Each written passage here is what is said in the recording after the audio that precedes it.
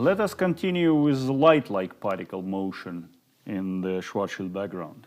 So we have obtained the following geodesic equation for the geodesic in the Schwarzschild spacetime, which is as follows: m squared rg divided by 2l squared plus 3rg over 2u squared.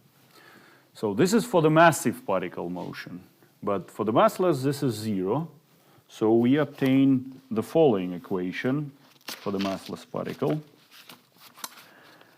d squared u over d phi squared plus u is equal to 3rg over 2u squared. Again, we consider this term as a perturbation. So we, in the Newtonian limit, the equation that we have, so in the Newtonian limit, the equation that we have is as follows: du squared over d phi squared plus u0 is equal to 0. And the solution of this equation, obviously, is u0, which is equal to 1 over r0. Again, 0 subscript corresponds to that. This is Newtonian limit, leading approximation.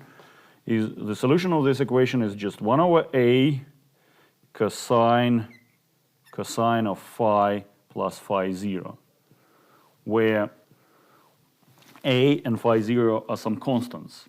This expression defines as a line in the plane.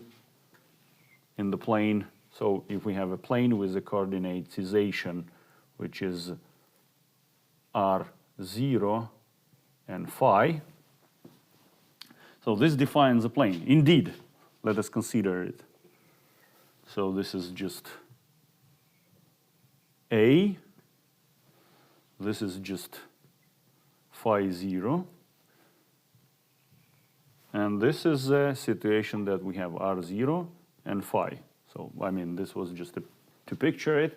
So in reality, we have the following situation. So 1 over, well, then one can see from this picture, from this rectangle, one can see this relation.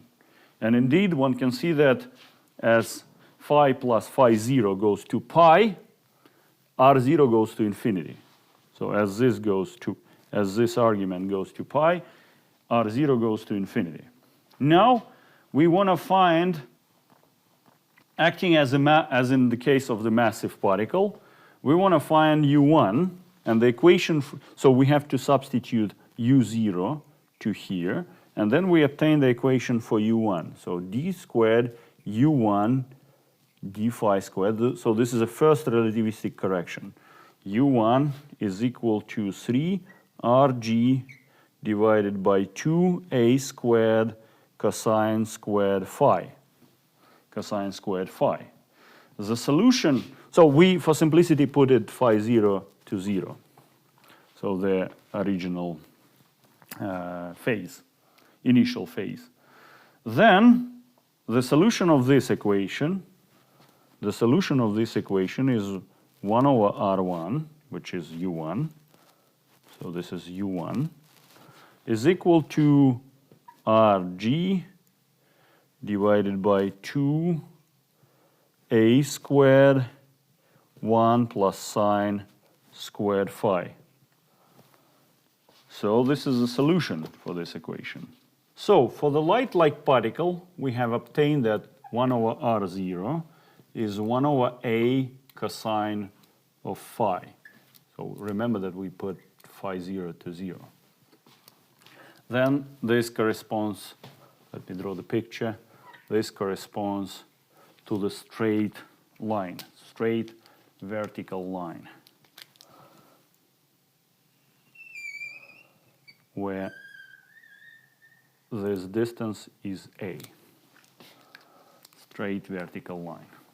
Now, if we take into account relativistic correction from general theory of relativity, 1 over r0 plus 1 is approximately, of course, 1 over a cosine phi plus Rg divided by 2a squared 1 plus sine squared phi.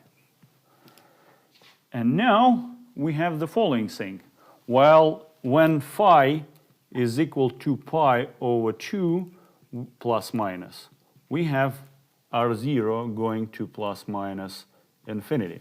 So that corresponds to going there and there. Now here we have a little bit different situation. R0 plus 1 goes to infinity at phi equals to plus minus pi plus some small angle alpha. So this guy, well, sorry, to plus infinity, of course, here. So R0 becomes infinitely large. This goes to plus infinity, where this small angle alpha solves the equation following from here. So minus 1 over I, a sine of alpha. So I just plug this here. Sine alpha plus R g over 2a squared 1 plus cosine squared of alpha equals to 0. So alpha solves this equation. So when this becomes 0, R0 goes to infinity. Approximate solution of this equation is alpha approximately equal to Rg over A. So we have the following picture. Light ray is deviated by the following situation. So we have alpha deviation here and alpha deviation here. Alpha deviation here. So as a result, if we are, like for example, if we have a star here and looking here, we see the star as if it is present here. So the deviation is by the angle 2 alpha. As a result, the total deviation is 2 alpha, which is 2 Rg over A. Now, for the case of the sun, we have that Rg for the sun is approximately 3 kilometers, 3 to the 10 to the third meters. At the same time, its actual radius is approximately 700,000 kilometers, which is 7 to the 10 to the 8 meters. From here, we obtain that this is, for the case of the sun, this is approximately 1.75 angular seconds. And this effect was observed in 1919. And that was the beginning of the era of the general theory of relativity, when it was considered as being proved by this experiment.